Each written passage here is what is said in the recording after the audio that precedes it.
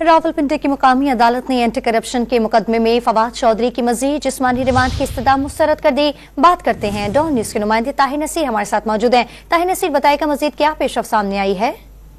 जी देखिए, anti corruption Rawalpindi ने फवाद चौधरी को 11 दिसंबर को जुडिशल रिमांड जेल भेजने के सीनियर सिविल जज के आर्डर को चैलेंज किया था और दरख्वास्त दायर की थी कि फवाद चौधरी का मजीद जिस्मानी रिमांड मंजूर किया जाए। दरख्वास्त में यह भी इस्तदा की गई थी कि फवाद चौधरी को जुडिशल रिमांड पर भेजने का हुक्मनामा गलत करार दिया जाए। इस पर एडिशनल सेशन जज सुहेल अंजुम ने समाअत की थी। बाद सुहेल अंजुम एडिशनल सेशन जज ने फैसला महफूज किया था जो कुछ ही देर कबल सुनाया गया और साबिक वफाकी वज़ीर फवाद चौधरी के मजीद जिस्मानी रिमांड की इस्तदा को मुस्तरद किया गया है। अदालत ने अपने हुक्मनामे में यह भी कहा है कि 2 दिन का रिमांड था, ये काफी था जुडिशल भिजवाने का।